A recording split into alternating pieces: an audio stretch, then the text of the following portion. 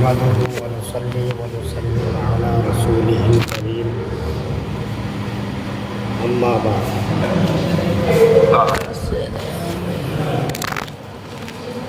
واجب الاحترام بزرگوں اور دینی بھائیوں، اس وقت دنیا کی تمام مسلمان پریشان حال ہیں اور ذلت کی زندگی جینے پر مسلمان مجبور ہیں۔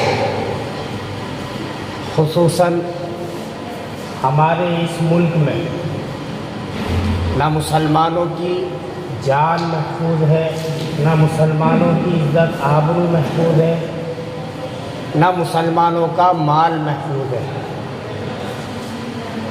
حتیٰ کہ مسلمانوں کا ایمان بھی محفوظ نہیں ہے۔ جہاں مسلمانوں کی جان، مال، عزت آبرو کے دشمن دنیا کے اندر پھر رہے ہیں، وہیں ایمان کے دشمن بھی پھر رہے ہیں۔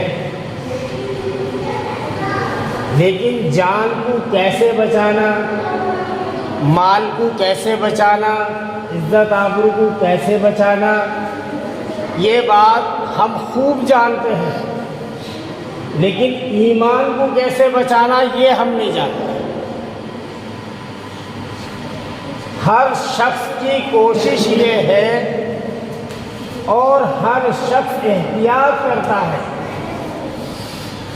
جان بچانے میں، عزت آبرو بچانے میں، مال بچانے میں، لیکن ایمان کی طرف سے ہم مسلمان اتنے لاپرواہ ہیں کہ اس کو بچانے کی کوئی کوشش نہیں، کوئی فکر نہیں، کوئی احتیاط نہیں۔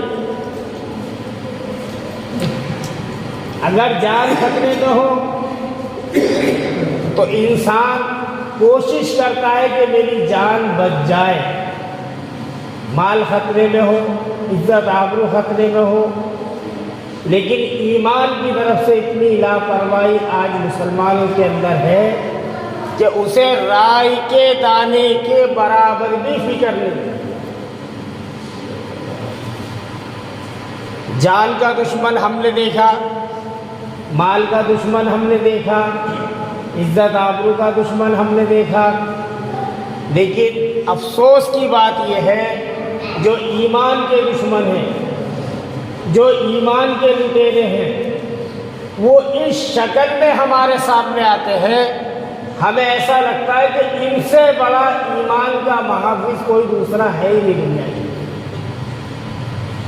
ان کے پاس بھی داڑھی ٹوپی ہے، وہ بھی جبہ قبہ پہننے والے لوگ ہیں، اور وہ بھی اللہ رسول کا نام لے کر بات کرنے والے لوگ ہیں، وہ بھی قرآن حدیث کا نام لے کر ہی مجمع کے اندر بات کرتے ہیں، لیکن ہمیں اتنی سمجھ نہیں۔ بس ہر داڑھی ٹوپی والے کو دیکھا اور سمجھے بھی کوئی مولانا ہے، کوئی مفتی صاحب ہے، اللہ رسول کی بات کر رہے، وہ بات سچ ہے جھوٹ ہے اس سے ہمیں کوئی مطلب نہیں، بس ہاں اللہ رسول کا نام لے رہے، قرآن کی بات، حدیث کی بات، لیکن وہ ہے بھی قرآن کے اندر، حدیث کے اندر یا نہیں ہے ہمیں اس سے کوئی مطلب نہیں جی۔ کوئی مسلمان قرآن کا نام لے کے جھوٹ بول سکتا، کوئی مسلمان حدیث کا نام لے کے جھوٹ بول سکتا، یہ ہمارا فلسفہ ہے۔ کوئی آدمی مسجد کے ممبر پہ بیٹھ کے جھوٹ بول سکتا؟ بھائی یہ فلسفے ہیں، یہ دلیل نہیں ہے۔ 500 روپے کے لیے قرآن کی قسم جھوٹے کھاتے ہوئے میں نے مسلمانوں کو دیکھا، قرآن کی جھوٹی قسم کھاتے ہوئے 500 روپے کے لیے میں نے دیکھا مسلمانوں کو۔ تو وہ لوگ جن کا مشن ہے، جن کا مقصد ہے مسلمانوں کو ان کے ایمان سے دور کرنا، تو وہ قرآن کے نام پہ بھی جھوٹ بولیں گے، حدیث کے نام پہ بھی جھوٹ بولیں گے، اللہ رسول کے نام پہ بھی جھوٹ بولیں گے۔ مسجد میں بھی بیٹھ کے جھوٹ بولیں گے، مسجد کے باہر بھی جھوٹ بولیں گے۔ اب آپ لوگوں کے ذہن میں ایک سوال آ سکتا ہے کہ جی ہم بچیں کیسے؟ جب سب کی شکل ایک ہے، ایمان بچانے والوں کی اور ایمان لوٹنے والوں کی، ان کی باتیں بھی ایک جیسی ہیں، تو آخر ہم بچیں کیسے؟ کیونکہ ہم تو عالم نہیں ہیں، ہمیں اتنی سمجھ نہیں ہے، ہمارے سامنے تو جو اللہ رسول کی بات کرے گا ہم یہ سمجھیں گے حق بات کہہ رہا ہے، تو آخر ہم بچیں کیسے؟ سوال یہ ہے۔ تو سب سے پہلا کام آپ یہ کرو، آپ جو بڑا فون چلاتے ہیں، یوٹیوب دیکھتے، فیس بک دیکھتے، یا کوئی اس طریقے کا اور سوشل میڈیا، ہر کسی کی تقریر مت سنو، چاہے وہ کتنی اچھی بات کر رہا ہو۔ جس عالم کو آپ جانتے ہیں، جس عالم کے نام سے آپ واقف ہیں، یا آپ کے دوسرے امام صاحب ہیں، یا اور محلے کے اندر کوئی اور ایسے لوگ ہیں جو انہیں جانتے ہو، یہ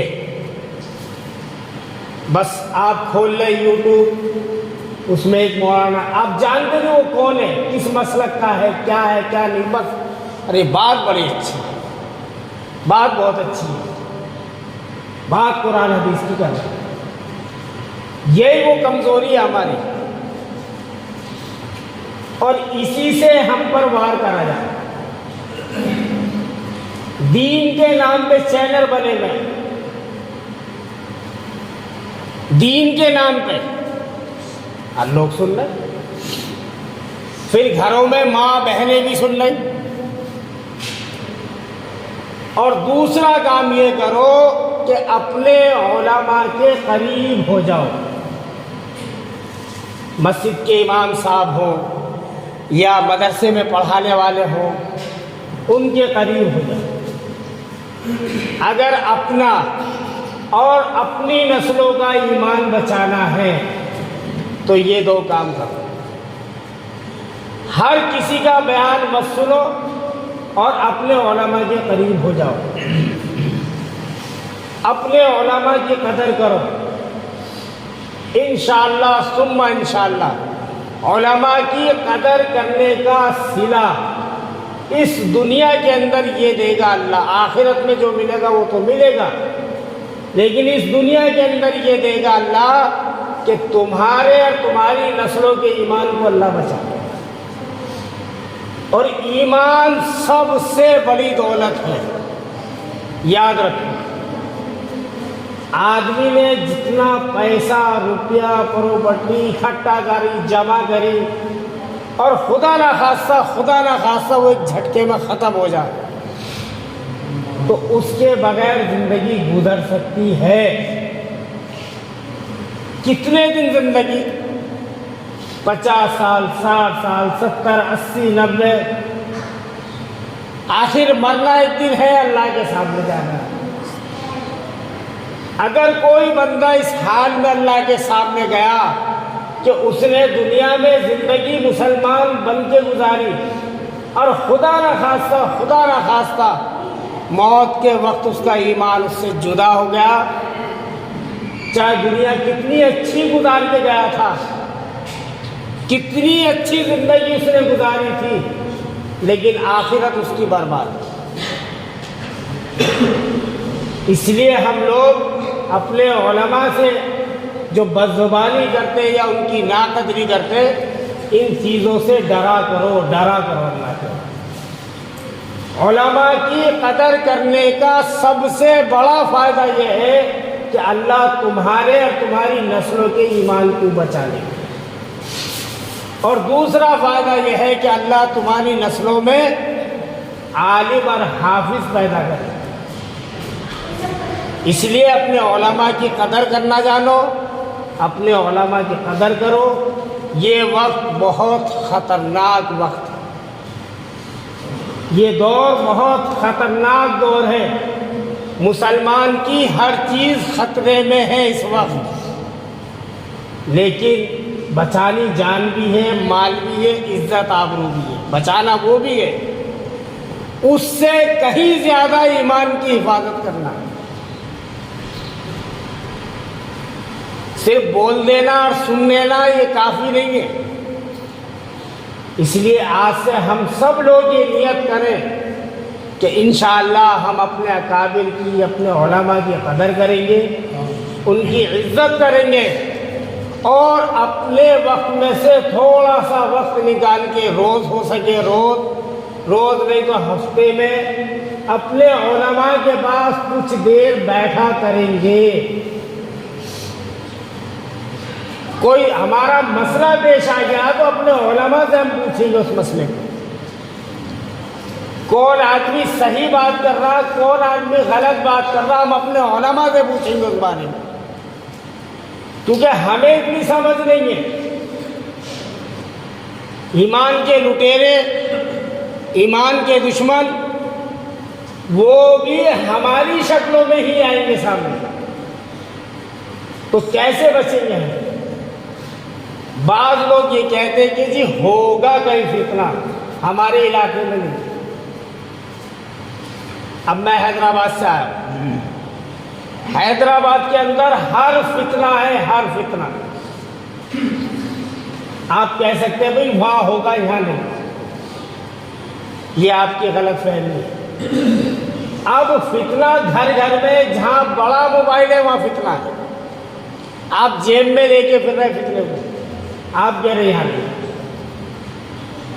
اس پہ قادیانی بھی بیٹھ کے تقریر کر رہا، اس پہ شکیلی بھی بیٹھ کے تقریر کر رہا، اس پہ گور شاہی بھی کر رہا، اس پہ مہدوی فرقے کا عالم بھی تقریر کر رہا، اور وہ پگڑی وگڑی باندھ کے بیٹھے۔ آپ سمجھ رہے مسلمان، آپ سمجھ رہے یہ مولانا ہے۔ اس سے بچنے کا بس یہی طریقہ ہے کہ اپنے علماء کے قریب بیٹھے۔ اگر آپ کسی کا بیان سنتے، اپنے علماء کو ایک بار دکھا لیں کہ جی ہم ان کا بیان سنتے، سنیں یا نہ سنیں۔ اگر وہ کہہ دیں ٹھیک، اور وہ کہہ دیں چھوڑ، فوراً چھوڑ دو، اسی وقت چھوڑ دو، تو کریں گے سب انشاءاللہ۔ انشاءاللہ تو زور سے کہہ دو بھائی۔ ہاں، یہ اس کو ہلکا مسئلہ مت سمجھو۔ ایمان سب سے بڑی نعمت ہے اللہ کی۔ ایمان کے بغیر جنت میں داخل نہیں ہو سکتا آدمی، یہ سوچ لینا۔ چاہے دنیا سے کتنی ہی نیکیاں وہ لے کے چلا جائے، اگر ایمان لیں گے تو جنت میں داخلہ اتنی بڑی دولت ہے۔ اور کچھ بڑے لوگ اگر اپنی فکر کر لیں تو بچوں کی بھی فکر کر لیں۔ ہمارے بچے کس کی تقریر سن لیں، ہمارے بچے کہاں بیٹھ رہے ہیں، ان کی بھی فکر کریں۔ اس لیے اللہ سے دعا کرو، اللہ ہم سب کے ایمان کی حفاظت کرے، اللہ ہماری جان کی، مال کی، عزت آبرو کی، اس سے زیادہ ایمان کی حفاظت کرے۔ اللہ ہم سب کو کہنے سننے سے زیادہ عمل کی توفیق عطا فرمائے۔ وآخر دعوانا الحمدللہ رب العالمین۔